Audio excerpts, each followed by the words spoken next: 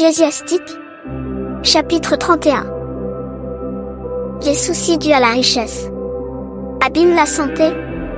L'inquiétude qu'elle cause empêche de dormir. Les soucis qui empêchent de dormir sont comme une maladie grave. Ils chassent le repos et enlèvent le sommeil. Le riche se fatigue pour amasser des biens, et quand il s'arrête, c'est pour se rassasier de plaisir. Le pauvre se fatigue et ne gagne presque rien. Et quand il s'arrête, il tombe dans la misère. Celui qui aime l'or ne peut continuer à agir bien. Celui qui court après l'argent se laisse tromper par lui. Beaucoup ont tout perdu à cause de l'or. Cela devait leur arriver.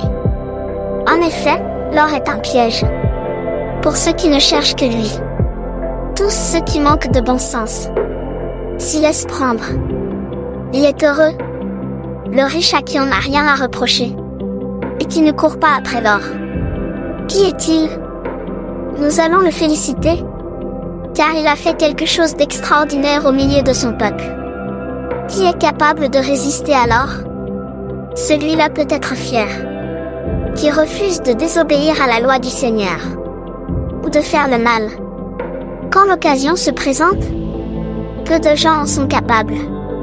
Ces personnes-là verront leurs biens solidement établis, et leur communauté racontera leurs bienfaits. Si tu participes à un grand repas, ne te mets pas à le vanter. Ne dis pas « quelle quantité ». Souviens-toi, c'est mal d'avoir un regard plein d'envie. Il n'y a rien de plus mauvais que les yeux. C'est pourquoi ils pleurent sans cesse, n'étends pas la main vers le morceau qu'une personne regarde. Sinon vos deux mains vont se heurter dans le plat. Juge par toi-même ce qui plaît à ton voisin et réfléchis aux gestes que tu fais. Conduis-toi comme quelqu'un de bien élevé. Ne te fais pas détester en mangeant trop. Montre ta bonne éducation. Arrête-toi de manger le premier. Ne dévore pas tout, pour ne pas choquer les gens. S'il y a beaucoup de monde à table avec toi, ne te sers pas avant les autres. La personne qui est bien élevée se contente vraiment de peu de nourriture. Alors quand elle se couche, elle respire bien. Celui qui ne mange pas dort bien. Il se lève tôt et a l'esprit éveillé. Celui qui mange trop dort mal. Il a mal au cœur et au ventre. Si tu as été forcé de manger trop, va vomir dehors et tu iras mieux. Écoute-moi, mon enfant. Ne méprise pas ce que je dis. Plus tard, tu comprendras mes paroles. Dans tout ce que tu fais, garde la mesure. Alors tu ne seras jamais malade.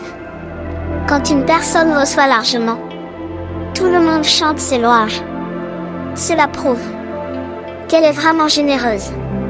Mais quand une personne reçoit, en mesurant la nourriture, toute la ville la critique. Cela prouve qu'elle est vraiment avare. Quand tu bois, ne joue pas à l'homme fort, car le vin a perdu beaucoup de gens. Le feu montre ce que vaut l'objet fabriqué par le forgeron. De même, le vin montre ce que valent vraiment les orgueilleux qui se battent. Pour les humains, le vin fait vivre quand on en boit avec mesure. Quand il n'y a pas de vin, est-ce qu'on peut vivre? Le Seigneur l'a créé pour réjouir les humains. Quand on le boit au bon moment et avec mesure, le vin rend de bonne humeur et réjouit les cœurs.